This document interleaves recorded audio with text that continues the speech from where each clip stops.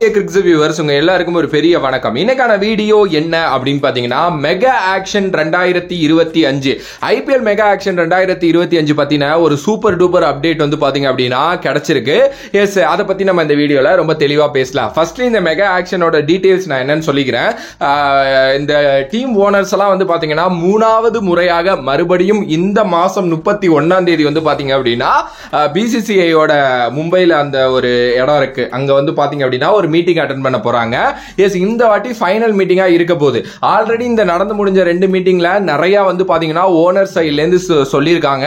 அது எல்லாத்துலயும் எதெல்லாம் எடுத்துக்கலாம் எதெல்லாம் எடுத்துக்க வேணாம் அப்படின்னு சொல்லிட்டு டிசைட் பண்ண பிசிசிஐ ரிட்டென்ஷன் எவ்வளவு இருக்க போகுது, ஆர்டிஎம் எவ்வளவு இருக்க போகுது, புது ரூல் என்ன வரப்போகுது, எவ்வளவு பணம் இன்க்ரீஸ் பண்ண போறாங்க பர்ஸ் அமௌண்ட்ல, அதுக்கு அடுத்தபடியா வந்து இந்த ஃபாரின் பிளேயர்ஸ் பேன் ஒரு மேட்டர் பேசியிருந்தாங்க, அதை பத்தி என்ன முடிவு எடுக்க போறாங்க அப்படின்னு சொல்லிட்டு எல்லாத்தையுமே எல்லா டீம் ஓனர்ஸையும் வச்சு ஃபைனலா வந்து பாத்தீங்கன்னா ஒரு கால் எடுக்க போறாங்க. எஸ், இது வந்து பிசிசிஐ அண்ட் ஐபிஎல் கமிட்டி சேர்ந்து வந்து பாத்தீங்கன்னா எடுத்திருக்க முடிவு தான். இது சொன்னதுக்கு அப்புறம் வந்து அதுல எந்த ஒரு மாற்றமே வந்து பாத்தீங்கன்னா அடுத்து வரப்போற ஐபிஎலுக்கு வந்து இருக்காது.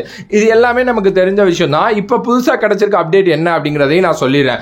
ஐபிஎல் 2025ஓட மெகா ஆக்ஷன் இருக்குல்ல, அது வந்து பாத்தீங்க அப்படின்னா லண்டன்ல நடைபெற போகுது அப்படிங்கிற மாதிரி வந்து சொல்லியிருக்காங்க. எஸ், இது வந்து பாத்தீங்கன்னா ஒரு புதுவிதமான ஒரு மேட்டர் அப்படின்னே சொல்லுவேன். ஏன்னா இதுக்கு முன்னாடி வந்து பாத்தீங்கன்னா சென்னையில நடந்திருக்கு, பெங்களூர்ல நடந்திருக்கு, ஹைதராபாத்ல ஒரு வாட்டி நடந்துச்சு, அண்ட் அதுக்கு அடுத்தபடியா துபாயில வந்து பாத்தீங்க அப்படின்னா நடந்திருக்கு. பட் இந்த வாட்டி கொஞ்சம் லண்டனுக்கு போறாங்க அப்படிங்கிற மாதிரி சொல்லப்படுது.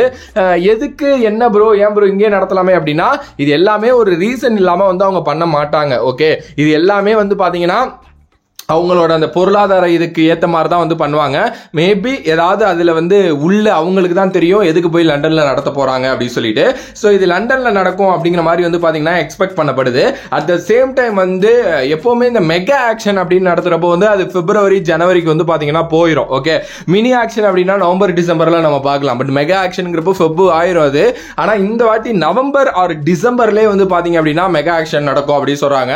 அதுவும் ஒரு சில வெப்சைட்ஸில் என்ன போட்டிருக்காங்கன்னா நவம்பரோட எண்ட்லயே மெகா ஆக்ஷன் நடந்து முடிஞ்சிரும் அப்படின்னு வந்து சொல்லியிருக்காங்க.